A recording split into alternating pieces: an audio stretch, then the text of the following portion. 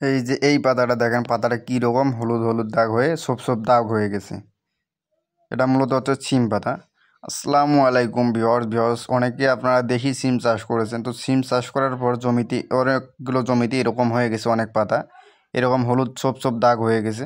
তো এমনটা হওয়ার কারণ কি এবং এমনটা হলে আপনারা কি কি করবেন, প্রাথমিক অবস্থায় আপনারা কি করে এটা দমন করবেন, তো আজকে আমরা সেটাই জানবো। তো বিস্তারিত জানার জন্য ভিডিওটি শেষ পর্যন্ত দেখবেন এবং যারা নতুন ভিউয়ার আছেন তারা অবশ্যই আমাদের চ্যানেলটি সাবস্ক্রাইব করে রাখবেন প্লিজ।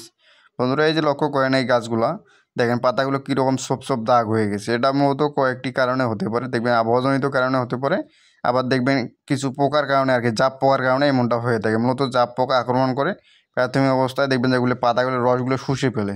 তো খেয়ে ফেলার কারণে দেখবেন যে এই পাতাগুলো এরকম হলুদ হয়ে যায়।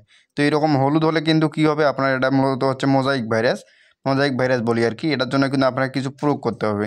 তো প্রাথমিক অবস্থায় আপনারা কীভাবে দমন করবেন, তো প্রাথমিক অবস্থায় যদি আপনার কাছে কম মানে ধরছে আবার প্রথম অবস্থায়, তো আপনারা কী করবেন, যেই গাছগুলোতে এই মোজাইক ভাইরাস আক্রমণ করছে সেগুলো আপনারা তুলে ফেলবেন যদি গাছ ছোটো থাকে। আর যদি আপনার গাছ বড় হয়ে গেছে কিন্তু কিছু মাঝে মাঝে মানে খুব কম জায়গায় দিচ্ছে, তো আপনারা কী করবেন, সেই ডালগুলো ছিঁড়ে ফেলবেন।